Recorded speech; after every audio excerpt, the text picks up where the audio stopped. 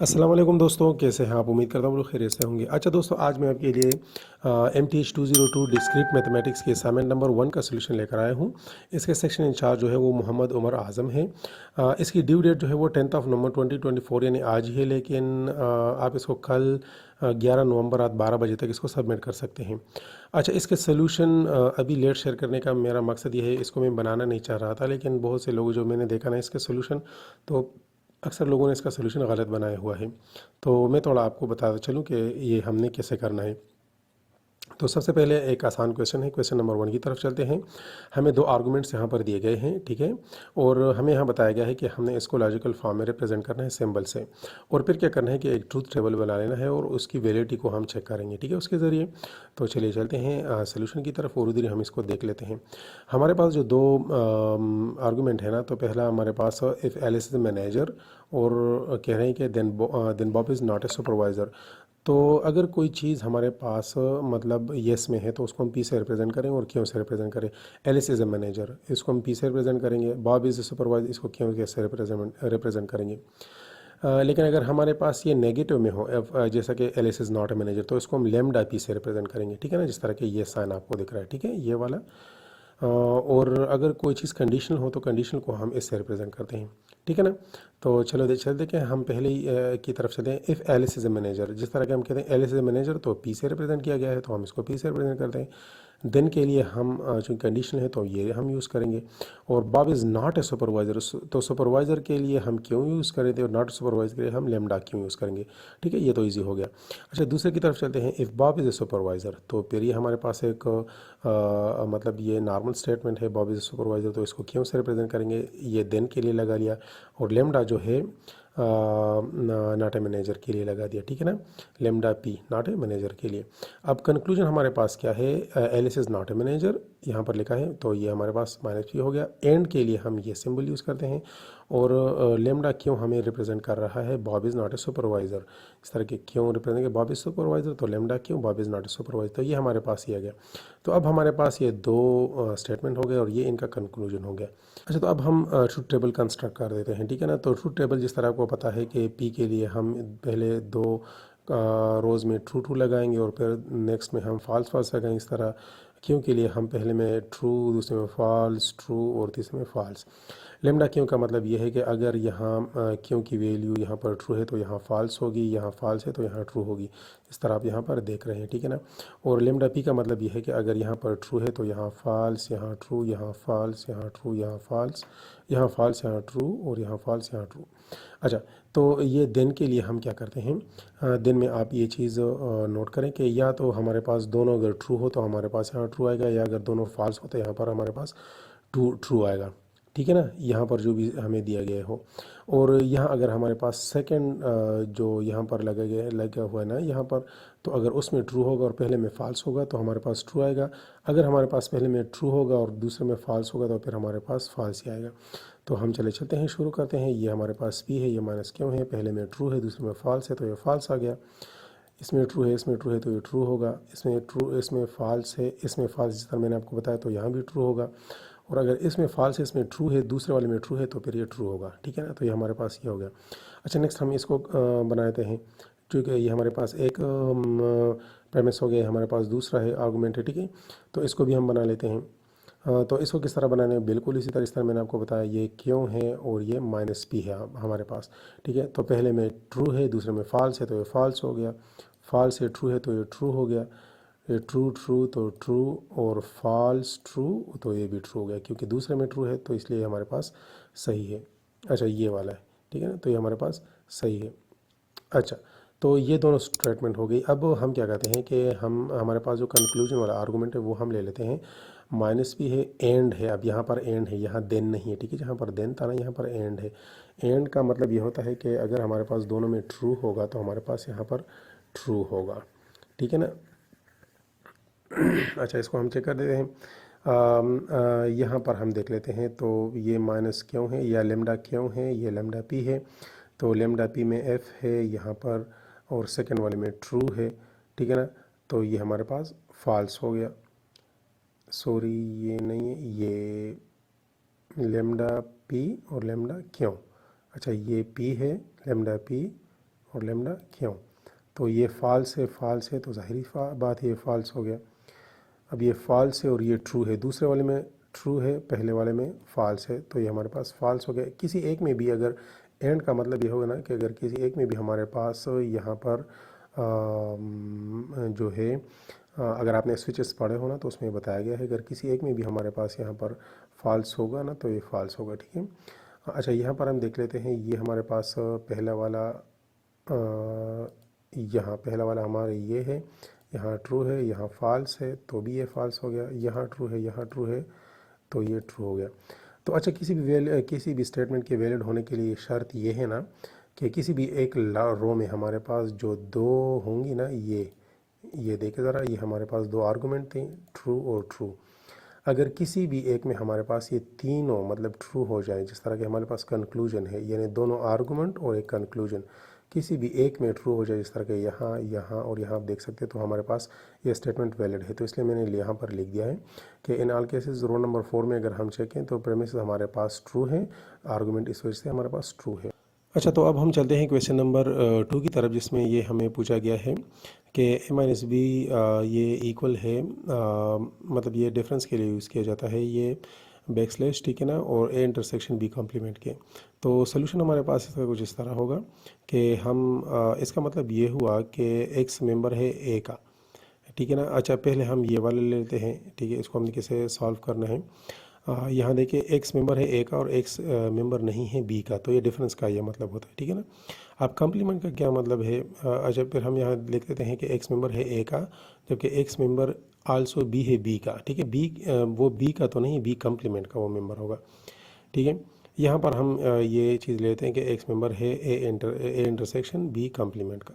तो इन दोनों का मतलब ये हो गया कि मतलब b कॉम्प्लीमेंट और a के जो भी मेंबर होंगे वो कॉमन होंगे, ठीक है ना। तो इसको हम बाय डेफिनेशन ऑफ इंटरसेक्शन से इस तरह कुछ लिख सकते हैं।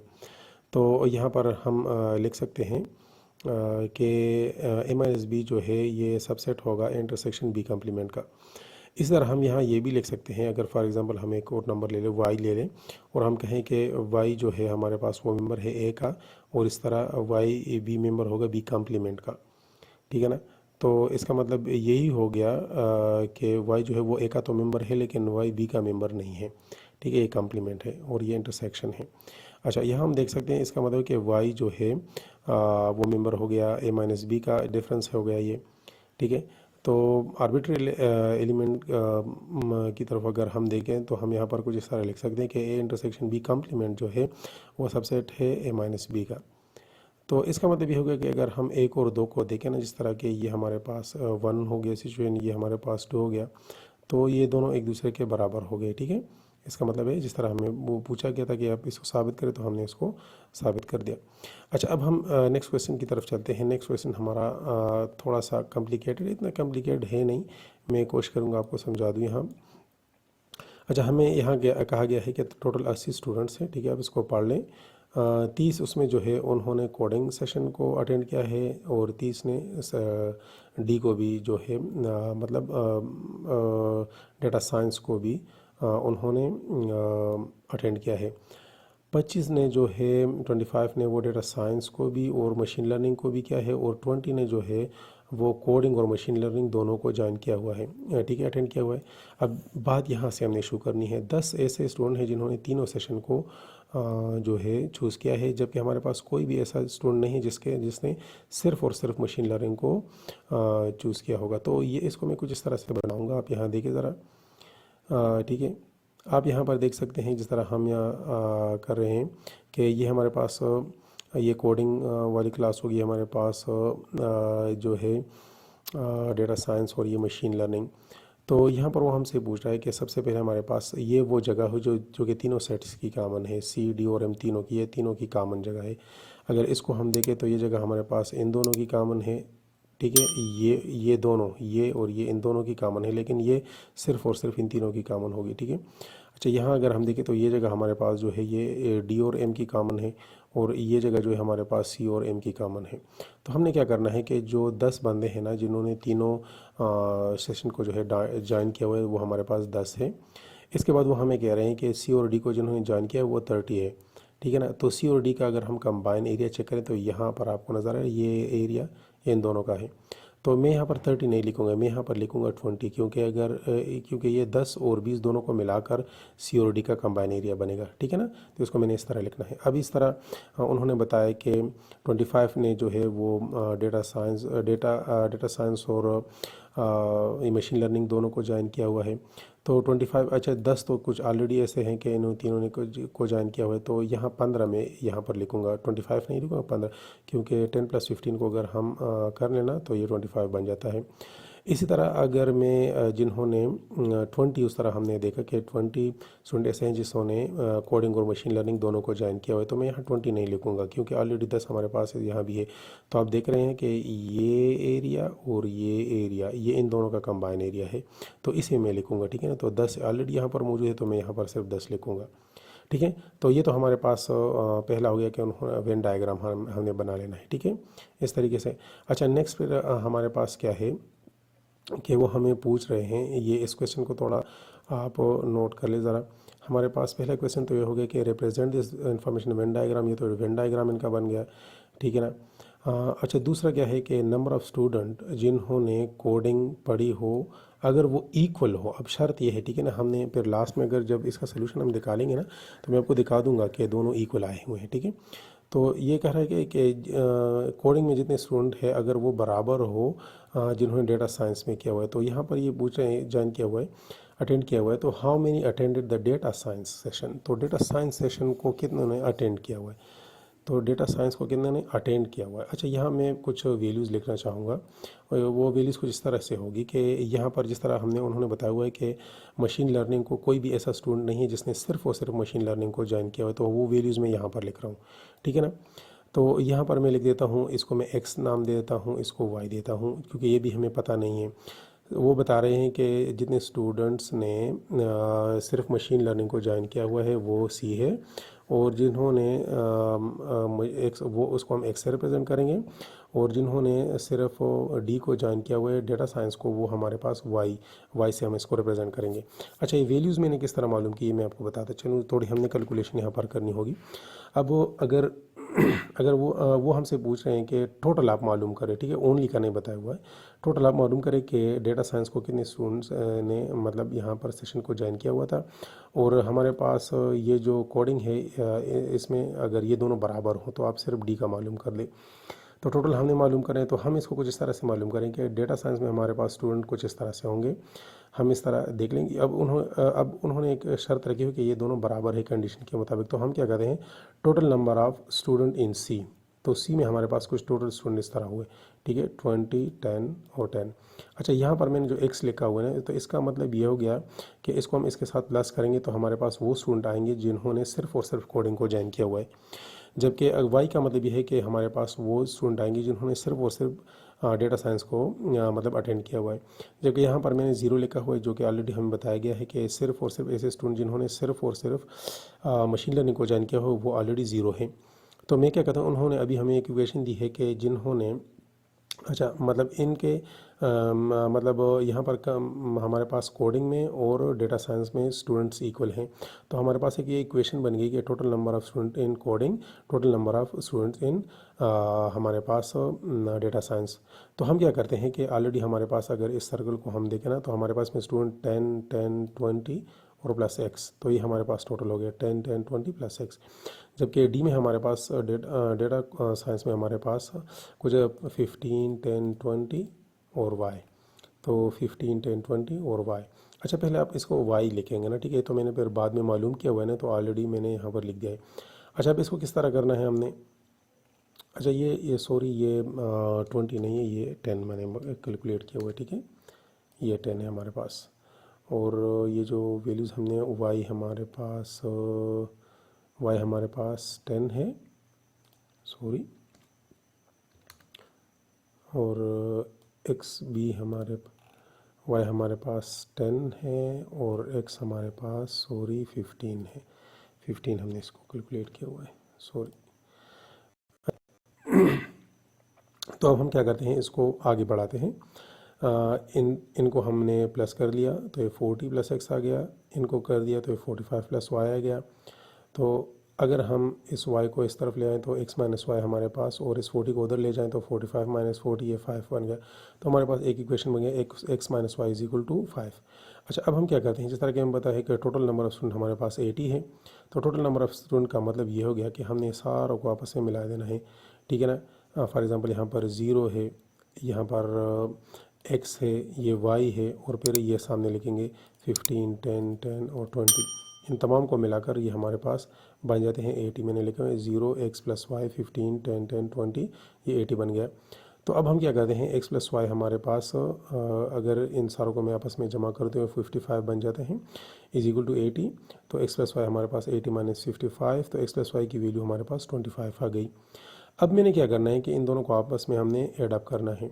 अच्छा, मैं किस तरह एड अप करता हूँ, ये हमारे पास इक्वेशन 1 है, x minus y is equal to 5 और x plus y is equal to 25।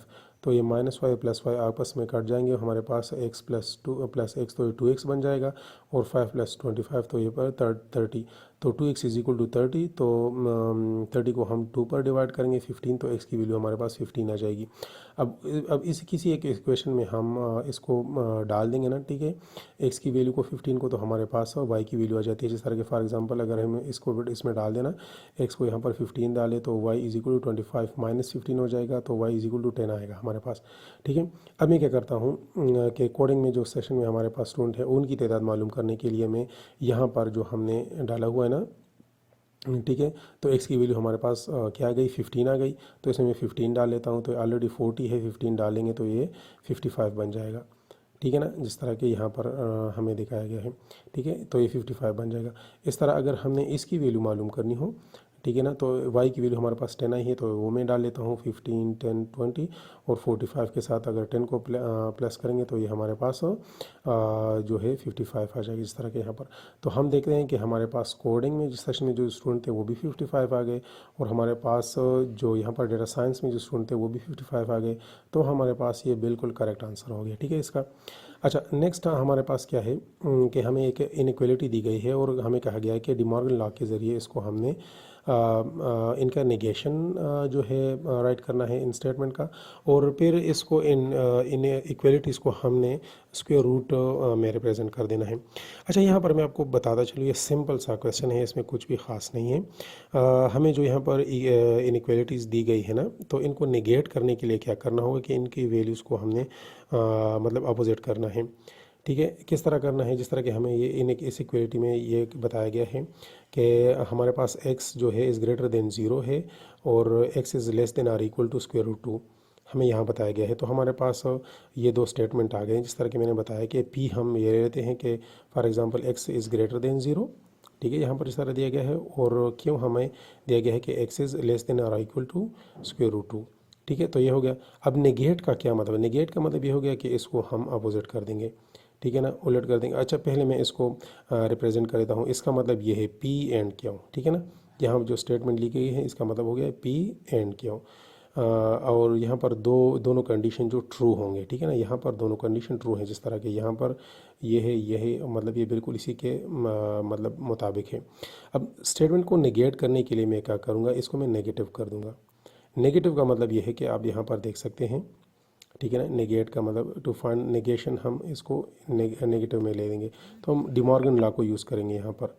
तो नेगेट का मतलब ये कि इसको हम यहाँ पर, अच्छा ये सिंबल में लगा देता हूँ सही, ये कुछ इस तरह से होगा।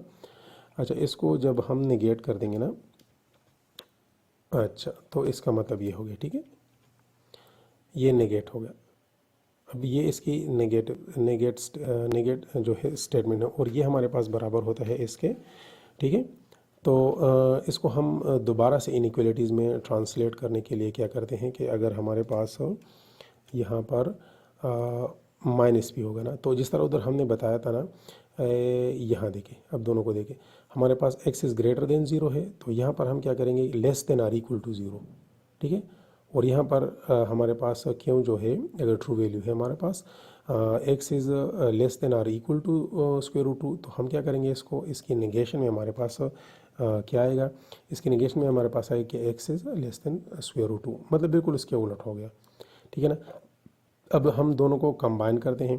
कंबाइन में हमने क्या करना है कि यहाँ पर r लगा देना है, ठीक है ना, क्या लगाना है, r लगाना है, और वैल्यूज़ को हमने उलट कर देना है। फिर हम ये लिख देंगे, ये वाली वैल्यूज़, दरम्यान में आर लगाएंगे और फिर ये वाली वैल्यूज़।